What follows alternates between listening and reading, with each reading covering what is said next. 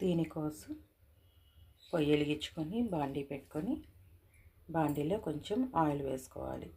Oil heat అయ్యిందో లేదో చూసుకొని తాలింపు వేసుకోవాలి. హీట్ అయింది కదా, ఇప్పుడు తాలింపు దినుసులు వేసుకున్నాను.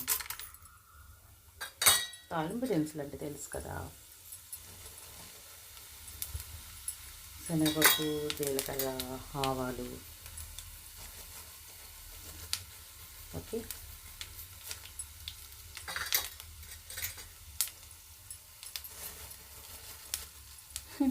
ఇది నా ఫేవరెట్.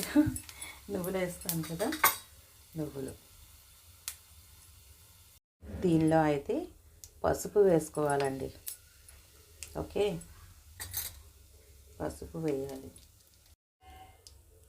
కరివేపాకు ఇష్టమున్నా లేకున్నా కంపల్సరీ వేయాల్సిందే. ఇప్పుడు ఇవి వేగినాయి కదా, దీనిలో మనం ఉల్లిపాయలు, పచ్చిమిర్చి, అల్లం వేసుకోవాలండి. ఇవి కొంచెం వేగాలి.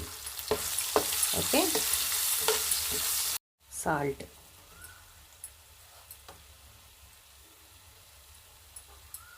రుచికి సరిపడా వేసుకోవటమేనండి. ఇలా తాలింపులో వేస్తే ఉల్లిపాయ కూడా చక్కగా వేగుతుందండి, త్వరగా, ఎక్కువ టైం పట్టదు. ఓకే, ఇకపోతే దీనికి మజ్జిగ కూడా కావాలండి. దానికోసమే నేను మజ్జిగ చేస్తున్నాను.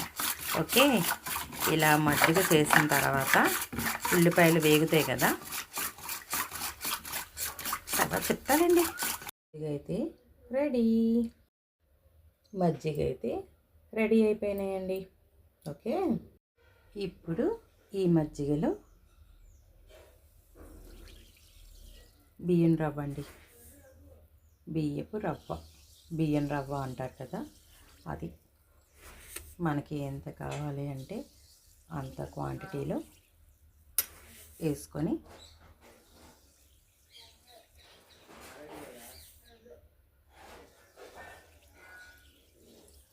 ఓకే, ఇలా వేసుకొని దీన్ని ఇందాక మనం తాలింపు వేసుకున్నాం కదా, ఆ తాలింపులోకి పోయాలి. స్టార్ట్.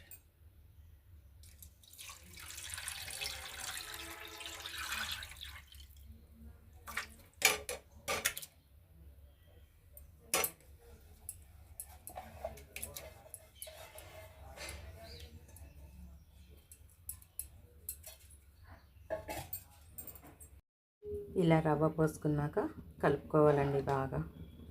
ఎందుకంటే మనం ఉల్లిపాయ పచ్చడికాయలు ఉన్నాయి, దానిలో సాల్ట్ కూడా వేసాం కదా, అది మళ్ళీ అలానే ఉండిపోతుంది కదా, కలుపుకుంటే సరిపోతుందండి. ఇప్పుడు కాస్త ఉప్పు చూసుకోవాలండి. చూసుకొని సరిపోతే సరే, లేదు అనుకుంటే, కావాలి అనుకుంటే వేసుకోవాలి. ఓకేనా అండి?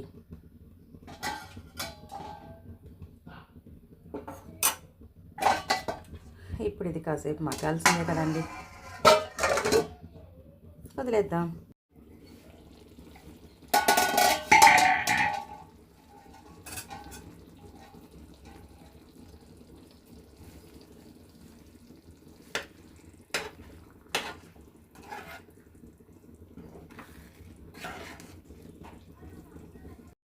ఇదైతే ఉడకడానికి టైం పడుతుందండి, కాకపోతే మధ్య మధ్యలో కాస్త చూసుకొని తిప్పుకుంటూ ఉండాలి.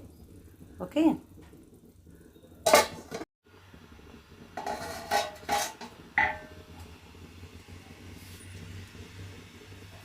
తిప్పుకుంటూ ఉండాలని చెప్పాను కదండి, తిప్పుకుంటూ ఉండండి. అంటే అడుగు మాడిపోతుంది అని తిప్పమంటాం కాదు, కాస్త మగ్గుతూ ఉంటుంది కదా, అందుకు. ఇది మాడితే బాగుంటుందండి, మాడి చెక్క అంటారు, అది కూడా చాలా బాగుంటుంది టేస్ట్. దానికోసం కూడా ఎగబడే వాళ్ళు ఉంటారు. మీరైతే మరి మాడి చెక్క తింటారో లేదా అనేది తెలీదు. మా ఇంట్లో మాత్రం మాడి చెక్క కూడా వదిలే పని లేదండి. ఎందుకంటే ముందు ఈ ఐటెం కన్నా మాడి చెక్కే బాగుంటుంది, సూపర్గా ఉంటుంది. ఓకే, ఉడికిపోయింది. ఇక ఇది తింటే సూపర్.